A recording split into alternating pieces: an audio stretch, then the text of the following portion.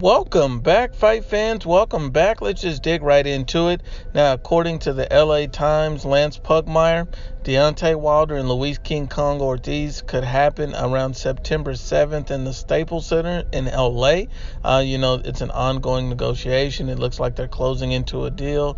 The LA Times is reporting this as a very credible source, and 99% of the time that happens. We saw after Deontay Wilder's last fight against Dominic Breazeale, Luis Ortiz got in the ring with, Deontay Wilder. It looks like this has been set up and ongoing for a long time. The rematch doesn't make any sense to me at this point. If you were going to do a rematch with Luis Ortiz and Deontay Wilder, you would have needed an immediate rematch. That should have happened right after their first fight, where there was controversy, where Deontay Wilder got extra time and help from the corner, where Luis Ortiz, almost had Wilder finished in the 7th round. That's when an immediate rematch would have been needed.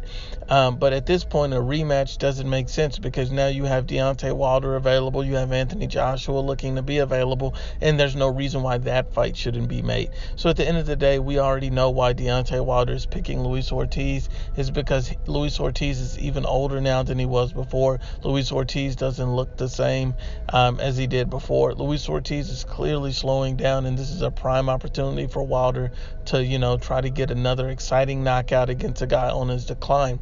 But I will say that this is still somewhat of a dangerous fight for Deontay Wilder, because even though Luis Ortiz didn't finish him in the 7th round like many people thought, maybe Luis Ortiz will come in this fight extra motivated, in a little bit better shape, and have a better chance, than the first fight to, sting Wilder with something, by making simple adjustments. We know Deontay Wilder doesn't make adjustments. We know Deontay Wilder pretty much is going to come forward all night and try to land that right hand. We know Deontay Wilder is going to, we seen something new with him against Dominic Breazeale, a jab to the body, open up the head, and try to land the right hand. So we already know what to expect from Deontay Wilder. So with Luis Ortiz, maybe he can jab, keep him on his back foot, and, hit him with something different and new, something that'll keep Deontay Wilder off balance, and try to stop him and go after him early. Don't wait until the 7th round to get aggressive.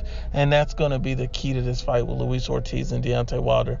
Can he get to Deontay Wilder early? Because once I said, if you do not press Deontay Wilder early, he's going to come forward relentlessly. And if you do, just keep a jab in his face, eventually he's going to figure out the range and distance, and he's going to stop you at some point in the mid to late rounds. So it's essential and key for Luis Ortiz to go after Deontay Wilder early, be extremely aggressive, and go for the knockout within the first 3 rounds. And in that sense, I see Luis Ortiz having a great chance of success and having a huge possibility of getting the victory. But once again, unbiased as always, it's IBFP. Please share, like, and you must absolutely subscribe.